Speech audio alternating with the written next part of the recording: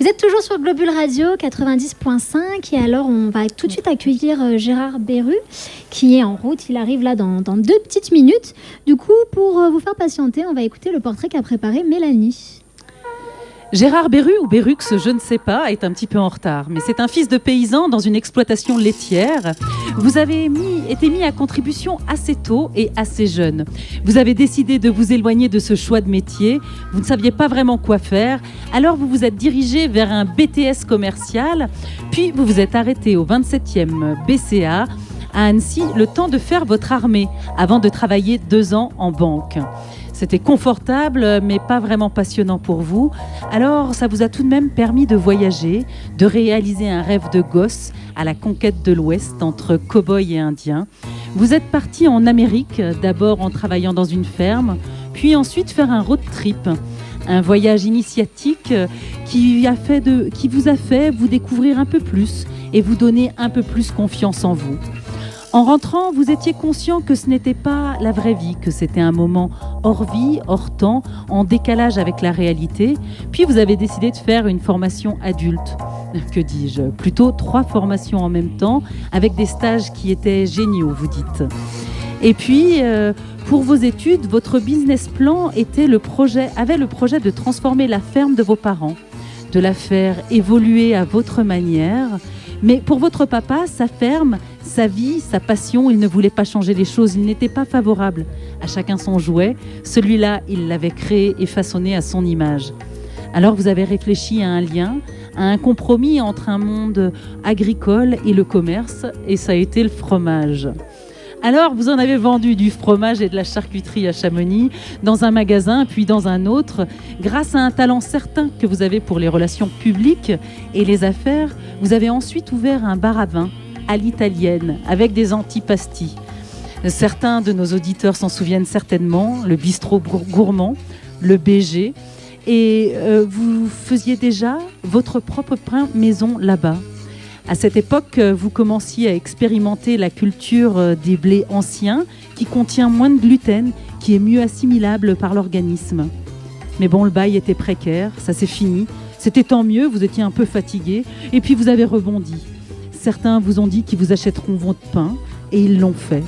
Alors, avec les encouragements de la commune et le soutien de nombreuses entreprises locales et de vos fidèles, mais aussi pas mal d'huile de coude de votre part, vous avez démarré comme entrepreneur, fermier, boulanger à temps complet à Servoz.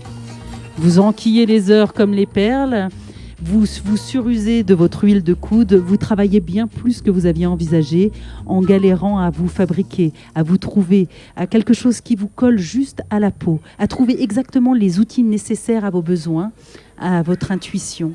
Travaillez au plus simple pour être le plus efficace.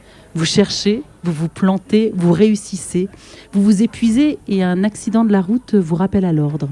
On apprend plus de ses erreurs que de ses réussites, m'avez-vous dit. Un jour, avec Pascal Payot, vous avez convenu de racheter sa ferme. Vous lui avez exposé le projet à lui, mais aussi aux tutelles. Et le 30 juin 2014, vous devenez propriétaire. Aujourd'hui, Gérard Berru, ou Berrux, je ne sais toujours pas comment on dit, mais vous êtes enfin arrivé. Vous avez une 20aine d'hectares en rotation avec des blés anciens, triés sur le volet, autour de l'exploitation de vos parents. Vous faites votre propre farine de blé moulu sur une meule de pierre, de l'eau de source, du sel de Guérande, du levain naturel et bien sûr votre savoir-faire, Gérard, paysan boulanger, le pain du Chibon. Il est bien plus que trop bon, m'a dit ma fille. Bonsoir à vous et merci d'être venu. Bonsoir, merci à vous. Et tout d'abord, je tiens à m'excuser auprès des auditeurs et de toi-même pour ce retard. Je suis victime de mon succès, malheureusement. J'espérais qu'après le 15 août, on aurait un petit peu moins d'influence au marché paysan. Puis en fait, il y a eu plein de monde. Tant mieux pour vous. Alors, qu'est-ce qui fait un bon pain ? Ça part du blé, des semences. Comment ça se passe alors ? Absolument. Racontez-moi.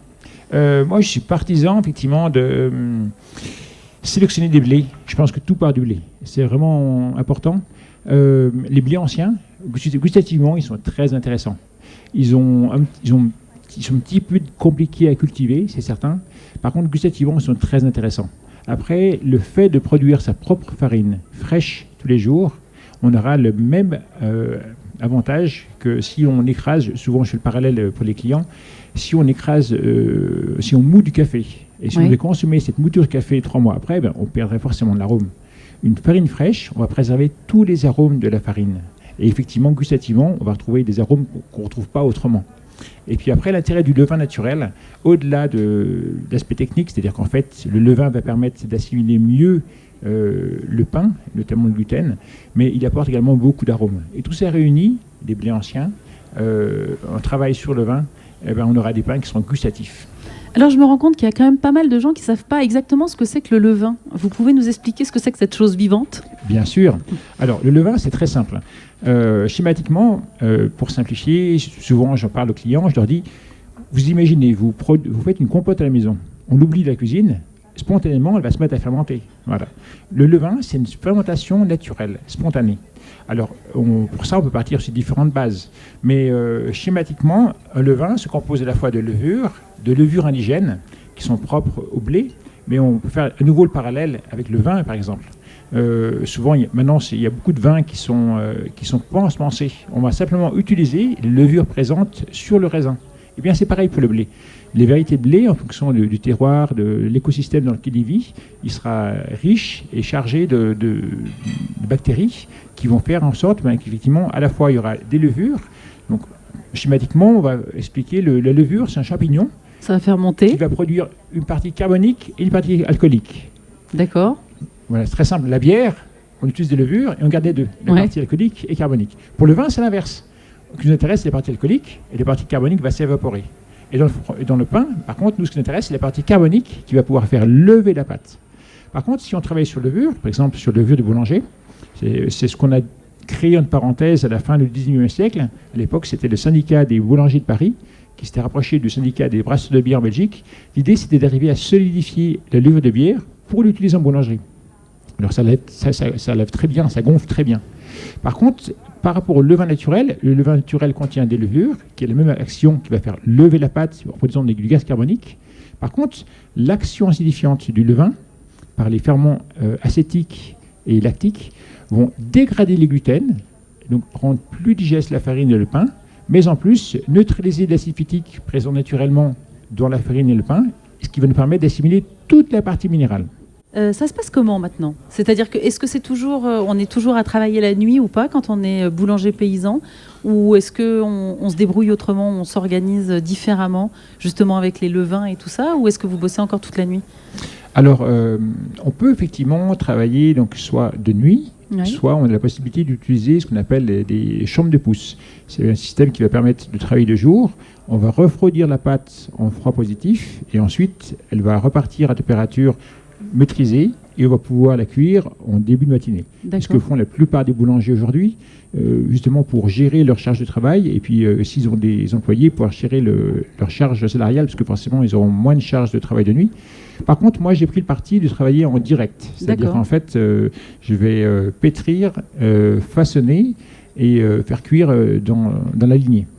Alors par contre, j'ai eu la chance d'avoir des clients indulgents qui m'ont suivi, malgré mes nombreux retards. Malheureusement, ça arrive fréquemment.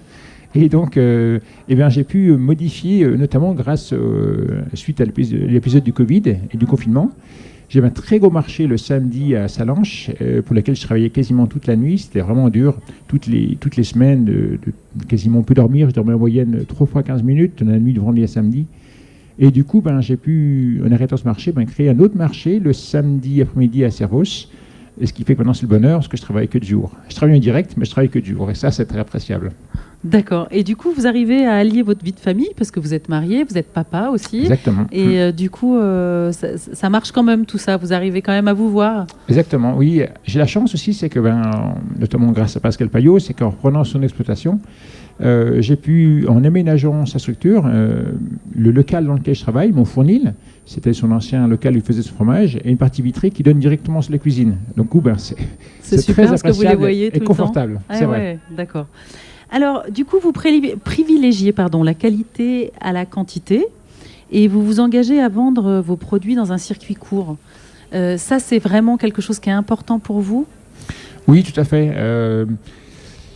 D'une part, c'est confortable parce qu'on maîtrise tout du début du grain jusqu'au pain. Et j'ai du plaisir à tout faire. Des copains m'avaient proposé, mais prends une petite vendeuse, c'est sympa, chose. Alors, effectivement, c'est possible, on peut employer du personnel, mais moi, c'est pas mon truc à moi. Votre femme, elle vous accompagne parfois. Hein, parfois, c'est vrai que, notamment durant le confinement, elle était là, et je la remercie. Ouais, elle a été vraiment super. Ouais. Et donc, mais j'ai du plaisir à tout faire. J'aime bien, j'adore faire mon pain, j'ai du plaisir également à être au contact du client. Et comme je connais bien mes clients, je connais leur goût, je sais s'ils aiment un pain pas trop cuit, bien cuit, je dis « Ah, mais j'ai quelque chose pour toi, viens voir ». Et j'ai trouvé ça. Et du coup, c'est vrai que le client, il est à la recherche de cela aussi. Et moi, j'ai pris ce parti-là de vendre. J'ai la chance aussi que mes clients me suivent, bien sûr. Mais j'ai pris ce parti de vendre exclusivement en direct. Alors, j'ai beaucoup de demandes de restaurateurs, autre chose, qui me demandent si je ne pourrais pas le fournir du pain. Mais d'une part, je suis limité en termes de volume, puisque l'intégralité du pain que je produis est issue de mon blé, que je transforme en farine. Et actuellement, je transforme tout mon blé en pain. Et je ne pourrais pas faire plus, ou après, il faudrait que je m'organise autrement, et ce serait...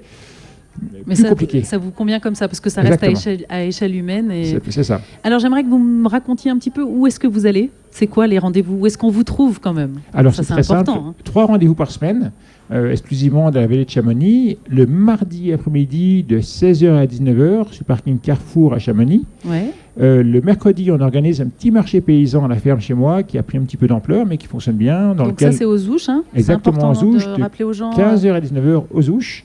Exactement, l'adresse c'est le 427 route du Pont. Alors le plus simple, c'est la montée qui part du Rocky Pop. Exactement. Et vous allez toujours tout droit et vous tombez sur la ferme à un moment. C'est ça, en face du Rocky Pop. Voilà. Et enfin, le samedi après-midi de 16h à 19h à Servos. D'accord, super. Eh bien, je vous remercie en tout cas d'être venu. Est-ce que vous vouliez ajouter quelque chose, vous? Non, vous êtes une très grande professionnelle et je suis certain que vous n'avez rien oublié.